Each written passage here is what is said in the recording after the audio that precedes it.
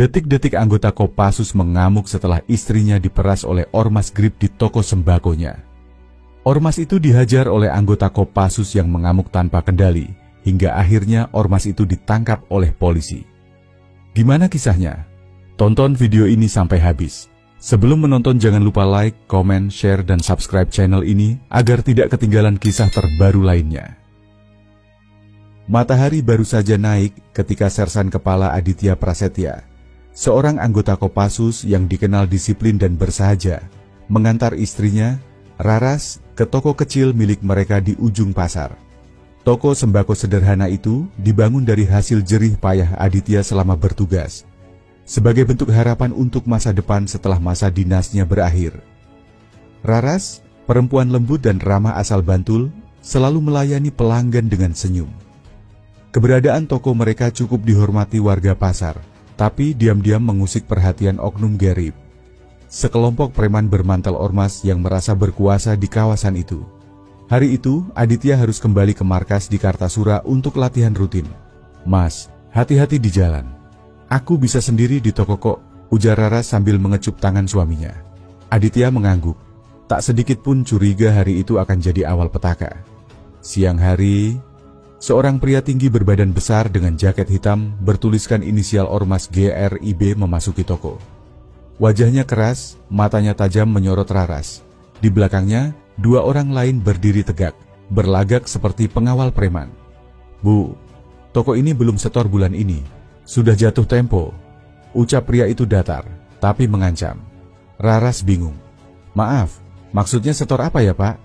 Jangan pura-pura bego. Semua toko di blok sini tahu aturannya. Mau aman, ya harus ikut iuran," balasnya dengan nada tinggi. Raras mulai gelisah. Ia tak pernah diberitahu soal setoran apapun. "Maaf, suami saya tidak pernah bilang harus setor ke siapapun. Kalau gitu kasih tahu suami ibu. Kalau nggak mau, ada yang rusak di sini," ucapannya dingin. Tangannya memukul meja kayu toko, membuat beberapa barang jatuh. Raras terkejut, wajahnya pucat. Beberapa pedagang hanya melirik sekilas, lalu pura-pura sibuk. Mereka tahu siapa pria itu. Sugeng, pentolan ormas yang sudah lama jadi penguasa pasar. Sugeng dan anak buahnya pergi, tapi ancaman itu membekas kuat. Tangannya gemetar saat mengunci toko lebih cepat dari biasanya.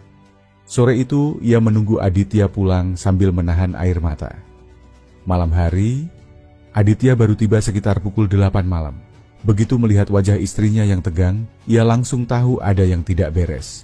"Ada apa, Ras?" Raras mencoba tenang, tapi suara gemetar tetap terdengar. "Mas, ada orang datang siang tadi, ngaku dari ormas, minta setoran, ancam kita." Aditya terdiam, matanya menatap tajam ke arah pintu toko yang sudah tertutup. Rahangnya mengeras. "Namanya siapa?" "Orangnya manggil Sugeng, katanya dari GRIB." Beberapa detik sunyi, lalu Aditya bangkit, membuka lemari kecil di belakang dapur, dan mengeluarkan sesuatu. Sebuah tas kain lusuh, berisi atribut militer. "Besok, aku yang jaga toko."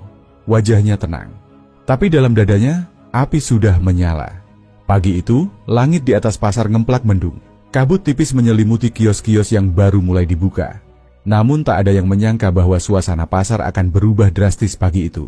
Aditya Prasetya berdiri di depan toko miliknya. Di bahunya menggantung tas selempang kecil. Wajahnya tenang, tetapi matanya tajam menyapu sekeliling. Di balik ketenangan itu, ada amarah yang sudah disulut malam sebelumnya. Raras, yang berdiri di belakang meja toko, mencoba tersenyum seperti biasa, tapi tatapan matanya selalu mengarah cemas keluar. Ia tahu, cepat atau lambat, orang itu akan kembali. Dan benar saja. Sekitar pukul 10 pagi, Sugeng, si preman Grip, muncul lagi bersama dua orang rekannya. Langkahnya pongah, wajahnya menantang. Ia tak tahu, hari ini bukan lagi hari kemarin. "Wah, suaminya udah pulang ya?"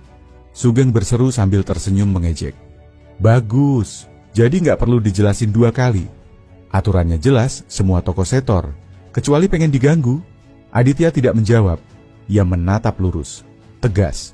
Tubuhnya diam, tapi saraf-sarafnya sudah siaga. "Saya pemilik toko ini, dan tidak ada satupun peraturan yang mewajibkan kami bayar kepada kalian. Kalian bukan aparat. Kalian bukan siapa-siapa di sini." Sugeng tertawa pendek. "Wah, gaya tentara. Sok bener sendiri. Ini pasar bos, bukan markasmu. Kalau nggak mau ribet, mending nurut. Aditya perlahan melangkah ke depan. Hanya selangkah, tapi cukup membuat Sugeng dan anak buahnya refleks waspada.